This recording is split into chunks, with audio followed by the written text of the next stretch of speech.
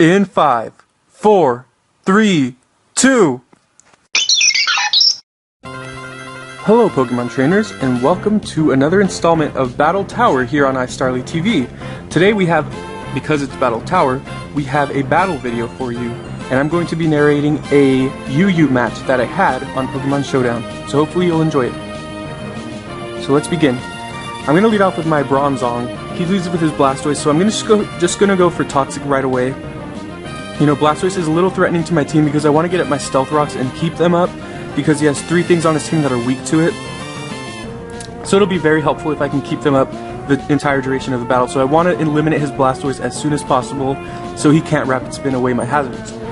I get the Toxic on him, and he's actually going to go for Rain Dance, which is kind of weird. I think he's using Rain Dance because he has Rain Dish, but he actually has an Arcanine as well, and he sends that in, which is pretty bad. I think he's sending it in to go for Flare Blitz on my Bronzong, but knowing he's in Rain, or he should know that he's in Rain, and it's going to do a lot less than he wants it to. So I'm going to be able to kill him off with 2 Earthquakes, plus the Flare Blitz recoil, plus the Stealth Rock switch in, so that's just one threat out of the way very early in the match.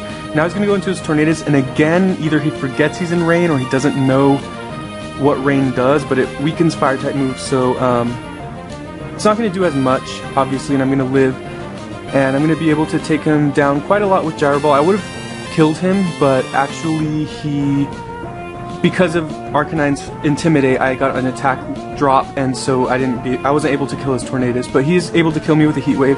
Now I'm going to send in my Raikou and go for Substitute. He actually reveals that he's faster, which means he's probably Choice Scarfed, or he is Choice Scarfed, because naturally Raikou does outspeed Tornadus.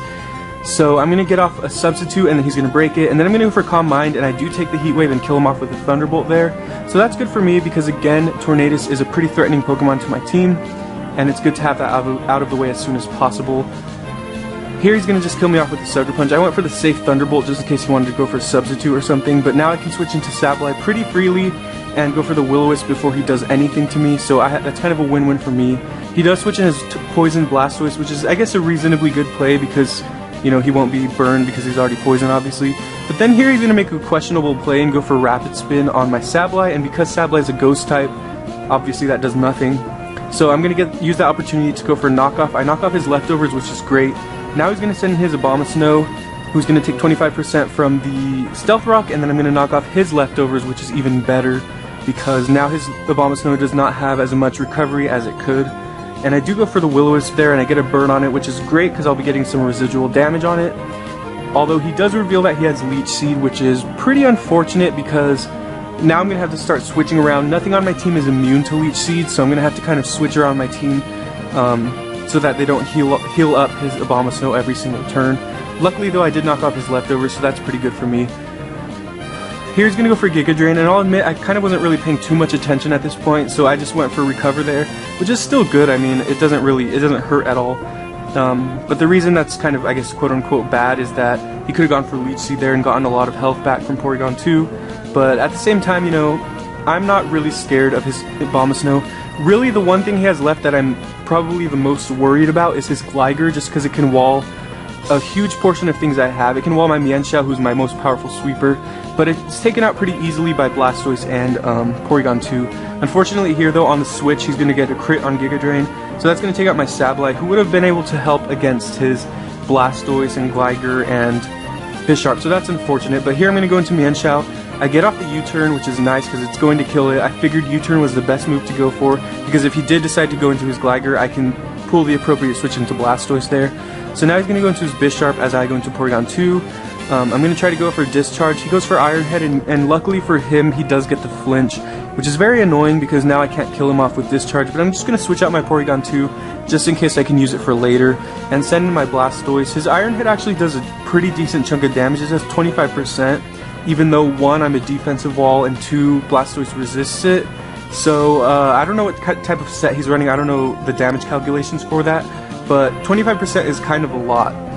Although Bisharp is a pretty powerful Pokemon. Anyways, I'm going to be able to kill him off with 2 Scalds. I do get a critical hit on that second one. It probably mattered because the first one did 33% and the second one did 35%. So it might have mattered, but in the end, you know, I was probably going to get his Bisharp anyway. I did have Mienshao, and Blastoise would have probably taken it out anyway.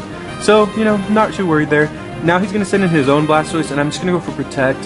to get some more poison damage on it, and to get some more hail damage as well, since luckily again at the beginning of battle I knocked out his leftovers.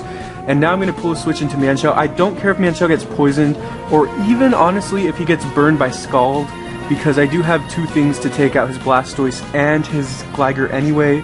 So at this point he's going to go into his Gligar. I'm going to go for the Choice Banded Adamant Reckless Boosted High Jump Kick.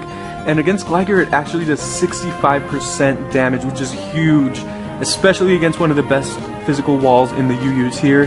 He might not be running max defense, or maybe he's not running Eviolite. But either way, I mean, that does a huge amount of damage.